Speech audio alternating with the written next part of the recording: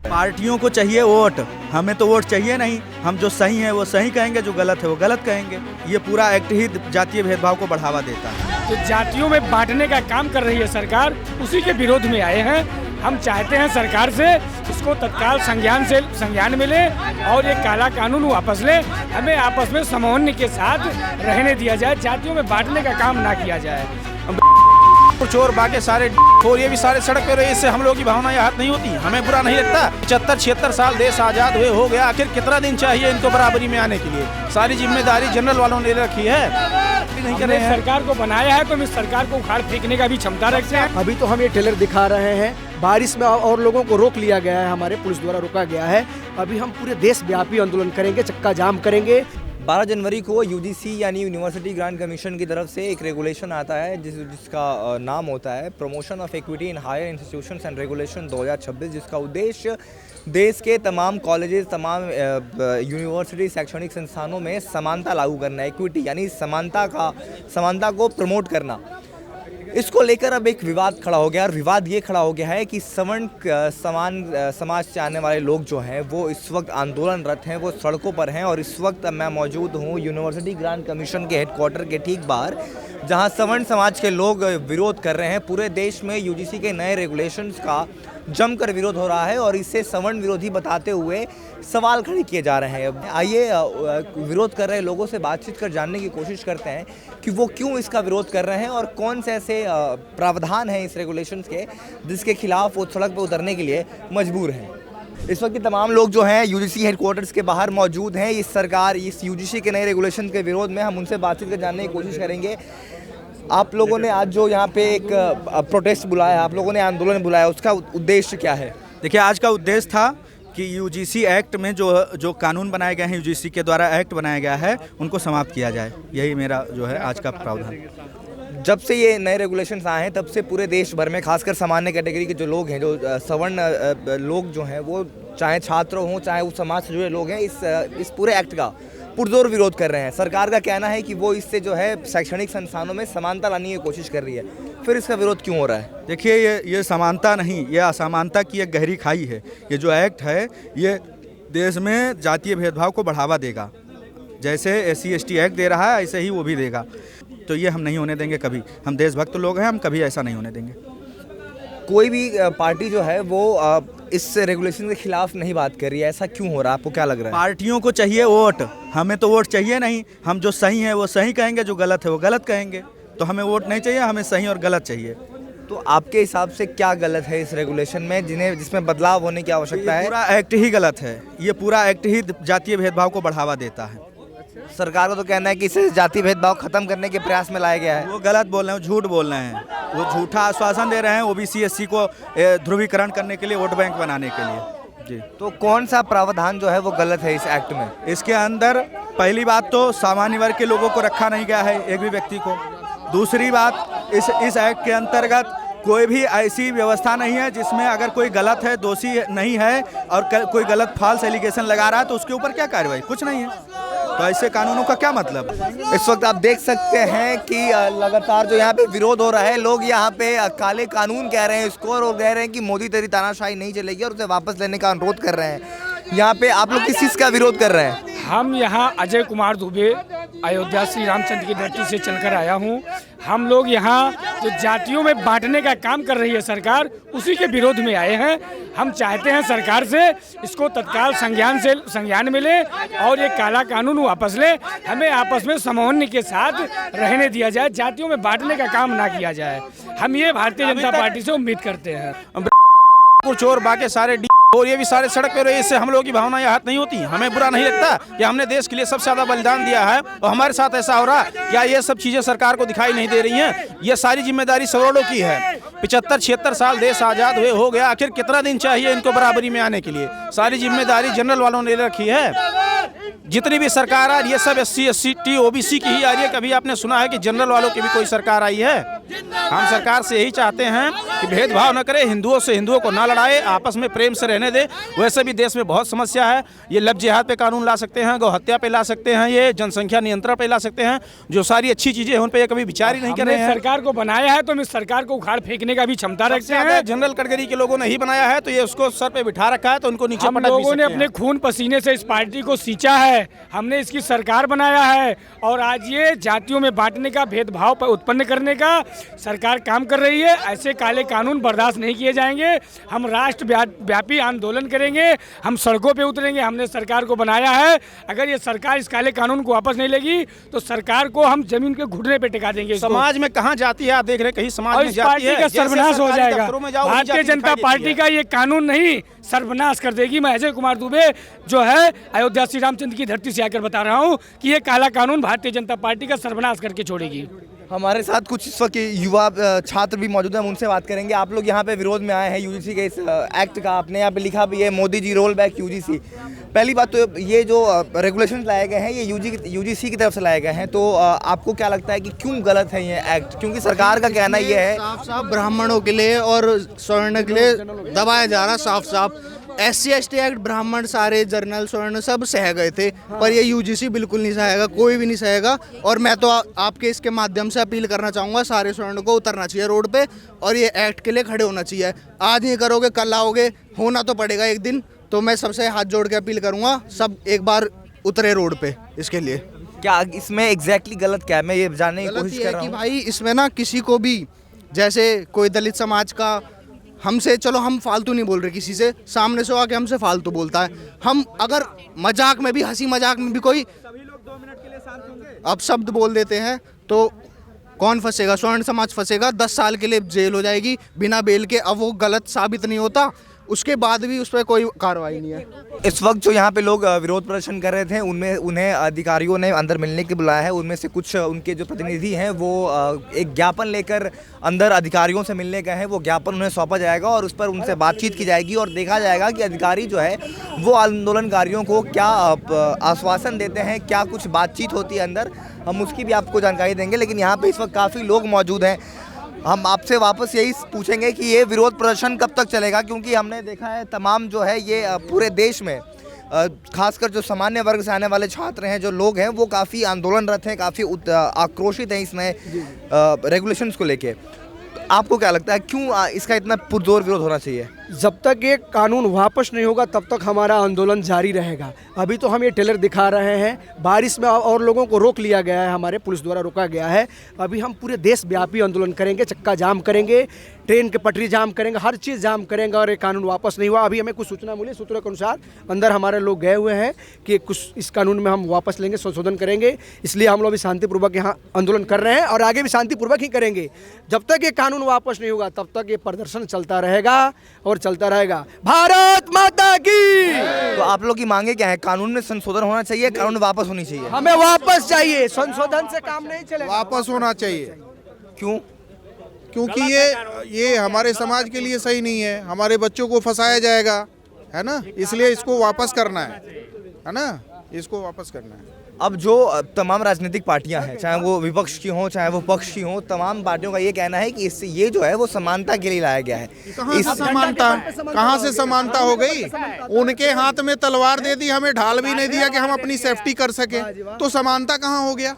ये तो समानता है ही नहीं। एक बेंच पे, ये तो देखिए हमें नुकसान है और उन्हें फायदा है, ये भी मुझे नहीं लगता है कहीं से। वो बच्चे एक बेंच पे नहीं बैठ सकते, डरेंगे बच्चे, आपस में बात नहीं कर सकते, ये क्या समानता है? ये तो गलत है ना। सुप्रीम कोर्ट ने जब कुछ मामलों में सुनवाई करी थी, खासकर जब जो यूनिवर्सिटी में या शैक्षणिक संस्थान में जो जातिगत भेदभाव होता है उसके कुछ मामलों में सुप्रीम कोर्ट सुनवाई कर रही थी। सुप्रीम कोर्ट ने सुनवाई के दौरान सरकार से ये कहा, यूजीसी को 8 हफ्तों का वक्त देते हुए कहा था कि आप सख्त से सख्त नियम लेकर आइए, जिसके बाद यूजीसी जो ये नया नियम लेकर आई है। अब इसमें सुप्रीम कोर्ट में बताया ये गया और सरकार को भी, पार्लियामेंट्री कमेटी को बताया ये गया कि पिछले कुछ सालों में जो है वो SC/ST स्टूडेंट्स के खिलाफ जो जातिगत भेदभाव है वो तकरीबन उसमें 118% की वृद्धि हुई है। लेकिन उसमें 93% कुछ जो है वो झूठे भी, कई रिपोर्ट्स में आपने देखा होगा 93% जो केसेस हैं उसमें से वो फेक भी निकले। फेक केसेस हैं उसमें अक्यूज्ड को जैसे अगर वो फेक साबित होता है तो उस पर कोई पनिशमेंट का भी क्राइटेरिया इसमें मेंशन नहीं किया हुआ है। आप सपोज करिए कि कल को कोई स्टूडेंट यूपी बिहार का या कहीं बाहर का कोई स्टूडेंट, फीमेल स्टूडेंट यहाँ पढ़ने आती है, वो एक जो महिला शिक्षा के लिए जो रूढ़िवादी सोच है वो तोड़ के यहाँ पे पढ़ने आएगी और वो यहाँ के किसी फेक एलिगेशन या झूठे मुकदमे में फंसती है तो समाज तो फिर वापस उसी रूढ़िवादी सोच पे डेवलप हो जाएगा ना। कोई भी होगा, कोई भी पेरेंट्स जो होंगे वो छात्रों को बाहर पढ़ने भेजने से भी डरने लग जाएंगे फिर। तो कहीं पे भी वो आप जो कह रहे हो ना फेक जो बढ़ोतरी हुई है उसमें 93% केसेस जो हैं वो फेक आए हुए हैं, उस पे भी कोई कानून नहीं है, उस पे उनकी भी कोई सजा का भी कोई वो नहीं है। उसके अलावा अक्यूज्ड पे ही बर्डन ऑफ प्रूफ भी अक्यूज को ही देना है। आपको आपने अगर मेरे ऊपर कोई आरोप लगाया तो आपको सबूत देने की भी जरूरत नहीं है, सबूत हमें पेश करना है कि हमने नहीं कराई है। तो ये भी एक तरीके से गलत ही चीज है उसमें। दोनों तरफ से तो माना जाए कानून, ये तो सिर्फ स्वर्णों को फंसाने के लिए। डिस्क्रिमिनेशन तो सर किसी के अगेंस्ट भी हो सकता है। हमने बचपन से छोटी रखी हुई है, धोती पहनते हैं, जनेऊ पहनते हैं, उस पे भी हमारे साथ डिस्क्रिमिनेशन हुआ है, तो डिस्क्रिमिनेशन तो किसी के साथ भी हो सकता है। प्लस आपने जो डेफिनेशन देखी है, डेफिनेशन में वहां पे कहीं पे भी जो कास्ट बेस्ड डिस्क्रिमिनेशन है उसमें SC/STs और OBCs को विक्टिम डिफाइन करा गया है। जनरल कैटेगरी के चाहे वो मेल्स हो या फीमेल्स हो, कहीं पे भी कोई भी उनको हक नहीं दिया गया उस चीज़ का। फिर जो कमेटीज़ बनेंगी, कमेटीज़ को आप 24 घंटे कैंपसेस में घूमने का आप उनको परमिशन दे रहे हो। वो जो स्टूडेंट्स होंगे वो 24/7 एक सर्विलांस में रहेंगे, उनके हर एक्शन और उनके हर वर्ड्स को मॉनिटर करा जाएगा। तो एक तरीके से कह सकते हैं हमारी प्राइवेसी भी तो ब्रीच होगी उस पर। काम ही उन्हीं के हित के लिए है, ये काम ही जो है वो SC/ST एक्ट जो है ये उन्हीं के हित के लिए है ही। सवर्णों का तो इसमें कुछ है ही नहीं। नहीं, आप उसको वापस मत कीजिए। SC/ST एक्ट से हम सहमत हैं, लेकिन उसमें जो झूठा आरोप लग रहा है उसमें भी सुनिए 10 साल की सजा उस पर कीजिए। 10 साल की सजा अगर इधर है तो 10 साल की झूठा केस करने वाले पे सजा होने चाहिए। देखिए कानून कैसे झूठा केस करना बंद हो रहा है। आपको हम एक थोड़ा सा प्रावधान जो है वो समझाते हैं। इसमें प्रावधान ये कहता है कि एक कमेटी का गठन किया जाएगा। हर यूनिवर्सिटी, हर कैंपस के अंदर एक इक्विटी कमेटी होगी। उस इक्विटी कमेटी में डिसेबल्ड लोगों का, इस SC/ST OBC वर्ग के लोगों का और महिलाओं का होना अनिवार्य है।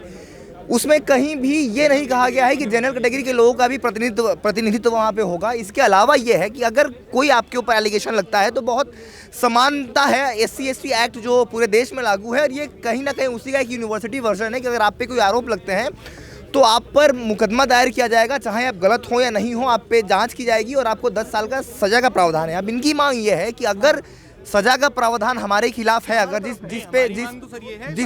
जिस पे ये आरोप लग रहा है तो उस पे ये भी कम से कम एक प्रावधान होना चाहिए कि कोई जो इंसान है वो इस एक्ट का, इस रेगुलेशन का दुरुपयोग करके गलत केसेस जो है फॉल्स एलिगेशन ना लगाए। और अगर कोई फॉल्स एलिगेशन लगाता है तो उस पर भी सजा होनी चाहिए। इनका डर यह है कि अगर फॉल्स एलिगेशन लगाने वालों पर सजा का प्रावधान नहीं किया जाएगा तो कहीं ना कहीं ये एक उनके हाथ में एक ऐसा हथियार होगा जो, और उनको ये जानकारी होगी अगर हम इसका मिसयूज़ करते भी हैं तो हमारे ऊपर कोई दंडात्मक कार्रवाई जो है वो नहीं होगी। यहाँ पे तमाम स्टूडेंट्स मौजूद हैं। आप लोग यहाँ पे विरोध में आए हुए हैं, विरोध प्रदर्शन में आए हुए हैं। किस चीज़ का विरोध कर रहे हैं आप लोग? अभी हाल ही में केंद्रीय सरकार द्वारा UGC के माध्यम से एक रेगुलेशन एक्ट लाया, इक्विटी रेगुलेशन, जिसको बोलते हैं समानता, लेकिन वो खुद ही असमानता है। खुद ही हमारे सामान्य वर्ग के प्रतिनिधियों को मौका नहीं दिया जा रहा है। शिकायत के नाम पर जो स्टूडेंट होंगे उनको बाहर कर दिया जाएगा, कोई जांच नहीं की जाएगी। अभी इससे पहले भी सवर्ण समाज जो है SC/ST एक्ट जो है उसमें 95% जो मुकदमे लिखे जाते हैं वो प्रायोजित तरीके से लिखे जाते हैं, बना के झूठे मुकदमे होते हैं। सेम उसी तरीके से ये इसका दुरुपयोग किया जाएगा जो ये एक्ट लाया गया है इक्विटी एक्ट के नाम से। अब क्या है कि एक कानून बना हुआ है कि SC/ST एक्ट, उससे आप उसके आंकड़े निकाल करके देख लो, सिर्फ और सिर्फ बदले की भावना और सरकार की तरफ से मिल रहे मुआवजे को लेकर के ये SC/ST एक्ट लगाई जाती है। सबसे पहला जातिगत आरक्षण, जिससे हमारे समाज का बच्चा बहुत ही ज़्यादा प्रताड़ित है। उसकी प्रतिभाओं का, योग्यता का दमन घोटा जा रहा है, उसका गला घोटा जा रहा है। तो कहाँ तक अत्याचार सवर्ण समाज बर्दाश्त करेगा? हद हो गई। हमारे समाज के पूर्वजों ने इस देश के आज़ादी के लिए अपने प्राणों की आहुतियाँ दी हैं। आज उनके बच्चे दर दर की ठोकरा खा रहे हैं। उनके बच्चों पर ऐसे काले कानून लाद दिए जा रहे हैं जिसको लेकर के आज हम ये प्रोटेस्ट करने आए। देखिए, आरक्षण एक अलग मुद्दा है और यूजीसी के जो नए रेगुलेशंस आए हैं वो अलग मुद्दा है। देखिए, समाज में कहीं ना कहीं अभी भी जातिगत भेदभाव जो है वो चाहे ग्रामीण इलाकों में हो चाहे कहीं वो है, उस पर अभी नहीं जाएंगे हम यूनिवर्सिटी लेवल पे आते हैं जहाँ छात्र जो हैं वो पढ़ाई करने आते हैं, जहाँ हम समानता ज्ञान लेने आते हैं।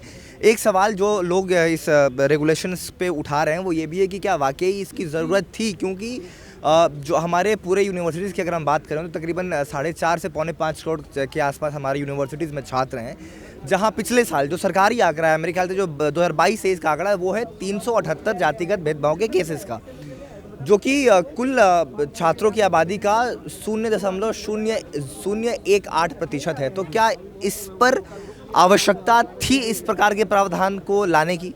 अच्छा, ये बताइए हमको, सबसे ज़्यादा जातिगत भेदभाव है, उससे फायदा कौन ले रहा है? क्या सामान्य का आदमी ले रहा है जातिगत भेदभाव से? सबसे पहले तो जाति प्रमाण पत्र, अगर हम जाति ले लें, उसका जाति का नाम लेंगे तो हमारे पास ST एक्ट का केस दर्ज हो जाता है, वही प्रमाण पत्र वो दिखाता है और नौकरी ले लेता है, आरक्षण की सीट ले लेता है। हम जनरल कैटेगरी के हैं, ये कोई SC कैटेगरी का, ये हमने अपने आप तो लागू करा नहीं है।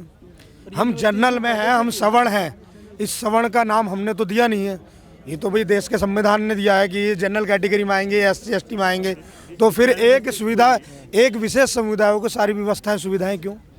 आज कहीं भी जातिगत भेदभाव नहीं है।